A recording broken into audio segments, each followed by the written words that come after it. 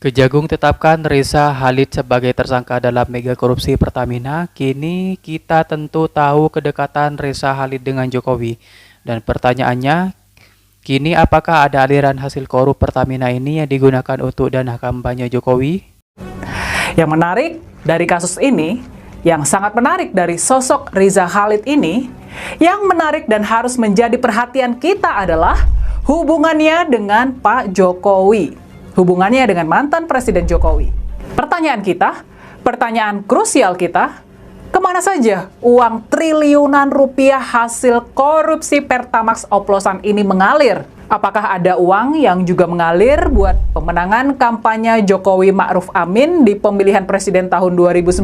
Setelah anaknya, yakni Muhammad Keri Adrianto Riza, ditangkap dan ditetapkan sebagai tersangka dalam kasus dugaan korupsi tata kelola minyak mentah dan produk kilang di periode tahun 2018 sampai dengan 2023, di kasus yang sekarang dikenal sebagai kasus Pertamax oplosan. Untuk para pejabat di PT Pertamina, sebagaimana yang saya sebutkan tadi, karena yang bersangkutan beberapa kali menjabat di tempat yang berbeda, maka tidak saya sebutkan jabatannya satu persatu. Kalau sekarang kita mengenal sosok Haji Isam sebagai pengusaha besar dan sangat teramat kaya, yang sangat dekat dengan kekuasaan, bahkan konon bisa ikut mempengaruhi kekuasaan, maka dulu sosok seperti ini mungkin ada dalam diri Reza Khalid alias Mr. R. Tapi khusus MRC selama 3 kali berturut-turut dipanggil dengan patut, tidak hadir, berdasarkan informasi yang bersangkutan tidak tinggal di dalam negeri. Ya, untuk itu kami sudah kerjasama dengan perwakilan Kejaksaan Indonesia di luar negeri, khususnya di Singapura, ya, kami sudah ambil langkah-langkah. Bagaimana bisa? Bagaimana mungkin orang yang mangkir dari panggilan Kejaksaan Agung malah hadir di acara ceramah Presiden Jokowi dan duduk di baris terdepan pula? Bagaimana bisa? Yang kemudian terungkap, Pak Reza Khalid hadir atas undangan Ketua Umum Partai Nasdem, Bang Surya Paloh. Rupa-rupanya Sekretaris Jenderal Partai Nasdem waktu itu, Pak Joni G. Plate, dia adalah petinggi di perusahaan Pak Reza Khalid. Jadi bisa diduga kalau Pak Joni Plate ini adalah orangnya Pak Reza Khalid di Nasdem. Pertanyaannya, kecurigaannya, pertanyaan kita nih, dengan hadirnya sosok seperti Pak Purnomo Yusgiantoro sebagai penasehat Presiden Prabowo, apakah kali ini Reza Khalid dan keluarganya bakal lolos lagi dari jerat hukum seperti yang berhasil dilakukannya di era pemerintahan Pak Jokowi? Apakah Presiden Prabowo punya daya tahan tinggi terhadap lobi-lobi tingkat dewa supaya dia ikut cawe-cawe menghentikan kasus hukum ini? Penyimpangan dalam perencanaan dan pengadaan ekspor minyak mentah. 2. Penyimpangan dalam perencanaan dan pengadaan impor minyak mentah. 3. Penyimpangan dalam perencanaan dan pengadaan impor BBM. 4. Penyimpangan dalam pengadaan sewa kapal. 5. Penyimpangan dalam pengadaan sewa terminal BBM PT OTM. 6. Penyimpangan dalam proses pemberian kompensasi produk Pertalite. Ketujuh, penyimpangan dalam penjualan solar non-subsidi kepada pihak swasta dan pihak BUMN yang dijual dengan harga di bawah harga dasar. Dulu di awal-awal pemerintahannya, Pak Jokowi tampak serius dan berani dalam membongkar mafia migas yang meraup untung triliunan rupiah dari mengimpor minyak dan memakan subsidi BBM.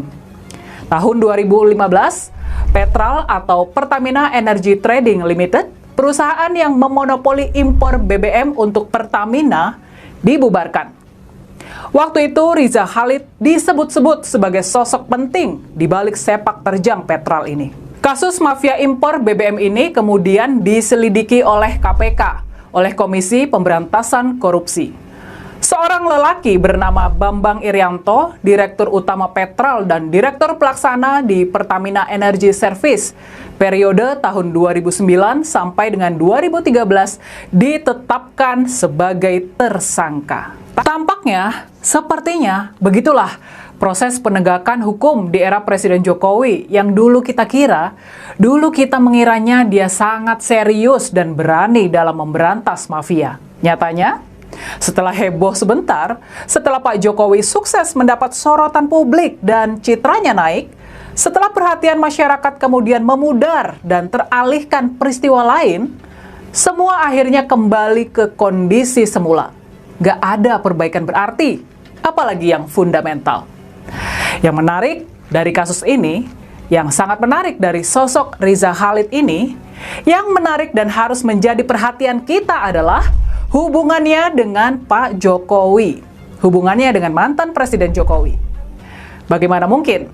Bagaimana bisa pengusaha yang boleh dikata awalnya ada dalam blacklist Presiden Jokowi ini sebagai pengusaha yang dituding jadi bagian penting dari mafia impor BBM di era Presiden SBY, bagaimana bisa pengusaha ini dan keluarganya masih bisa eksis dan tetap berulah di era kepemimpinan Presiden Jokowi? Riza Khalid tersangka kasus korupsi Pertamina, ini profil dan jejaknya. Nama Riza Khalid kembali menjadi sorotan setelah Kejaksaan Agung menetapkan sebagai tersangka kasus korupsi Pertamina. Ia menjadi salah satu dari 18 orang yang dijerat dalam kasus dugaan korupsi tata kelola minyak mentah dan produk kilang PT Pertamina.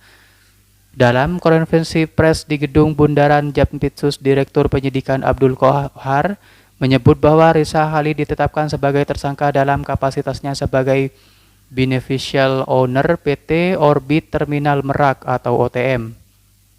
Sejauh ini Kejagung telah menetapkan 18 tersangka terdiri dari petinggi dan mantan pejabat Pertamina serta pihak swasta yang menjadi mitra usaha.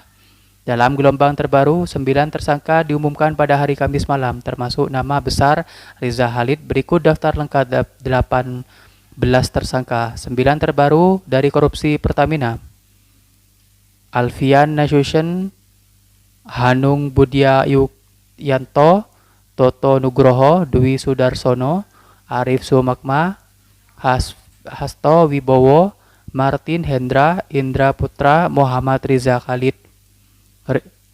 Adapun 9 tersangka sebelumnya yang sudah dilimpahkan ke jari Japsus: Rifa Siaahaan, Sani Danir Saifuddin, Yoki Firnandi, Agus Purwono, Maya Kusmaya, Edward Kolm, Muhammad Keri Andrianto, Dimas Wasapati, Gading Maradin Joido.